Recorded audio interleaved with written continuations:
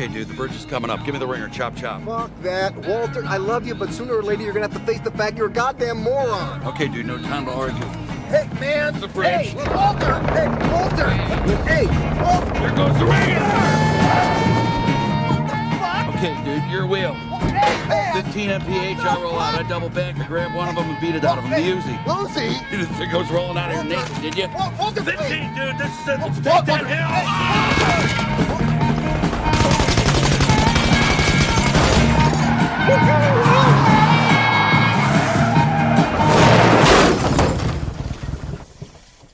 There's a feeling that visits us when we're putting our time in the wrong places, investing our energy in activities that leave us feeling less than zero.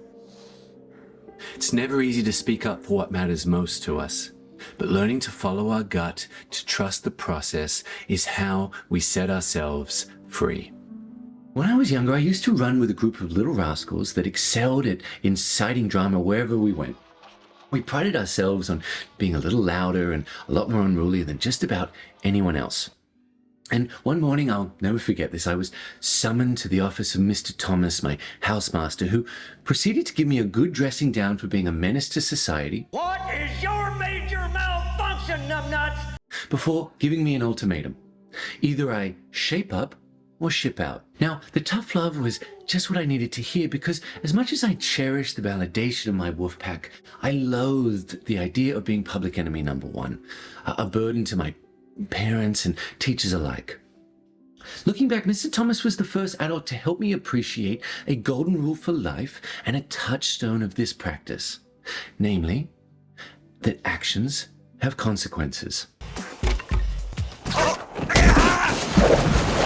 My God, there's a stick there. Somebody should move it. While it's rare to receive a beneficial boot up the backside as adults, we can do it for ourselves by calling out life choices that leave us feeling like a glass half empty.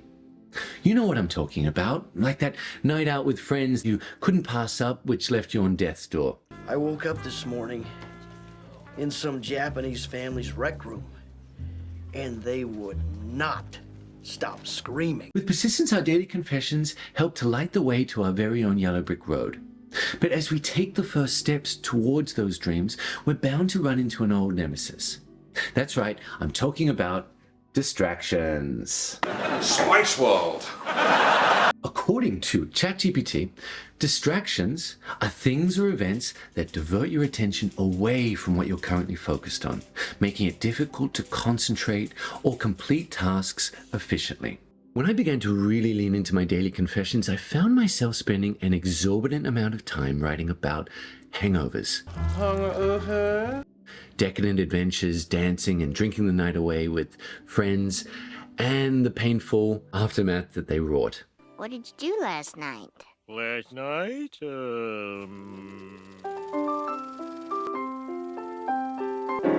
With time, I was left with the dawning realization that this recreational pastime was so much more than a way to blow off steam from the working week. I was intentionally avoiding my dreams, sabotaging my spare time, because I was terrified at the prospect of mediocrity. My fear of failure and rejection was so extreme that I would often never even start the thing that I was afraid to finish. Don't touch it. Don't well, touch I it. wasn't gonna touch it. No, don't touch it. I was just pointing at it. Well, don't point.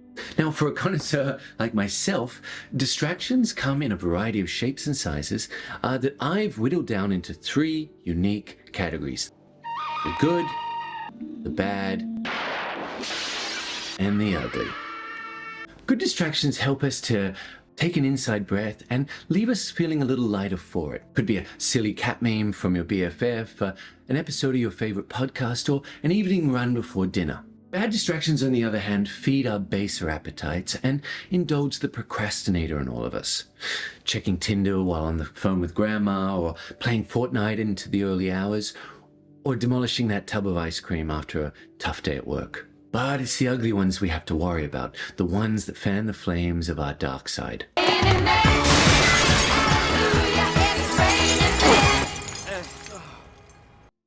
Doom scrolling conspiracy theories, or picking unnecessary fights online, or obsessing over those Instagram stories of our toxic ex living their best life.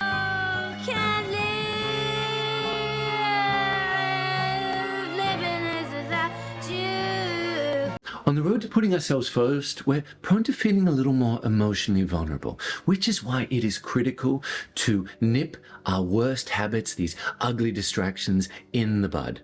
Do yourself a favor and draw up a simple set of 3 columns in your daily confessions scrapbook and list the good, the bad, and the ugly distractions that make up your life. And while this can be a daunting proposition, the simple act of calling out our usual suspects goes a long way to putting them under our thumb where they belong. It also helps us to make time and space for distractions less popular but much wiser cousin, abstractions. Jurassic Park. According to ChatGPT, abstractions are the mental process of filtering out irrelevant details and emphasizing essential aspects, which adds clarity and understanding. It's about distilling information to its core. I'm going to let you in on a little secret. Every single creative project of mine was born from the beauty of abstraction.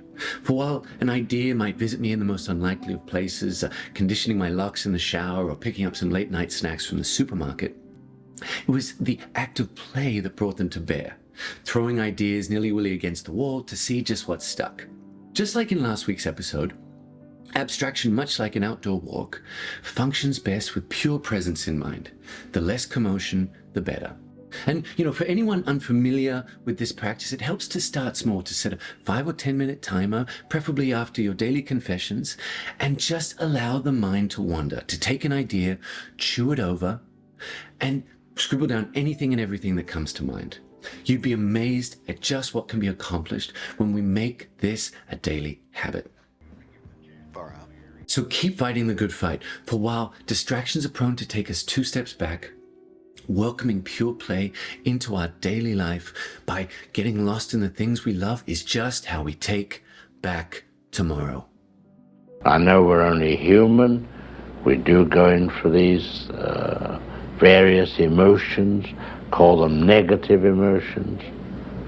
But when all these are removed and you can look forward and the road is clear ahead and now you're going to create something, I think that's as happy as I would ever want to be.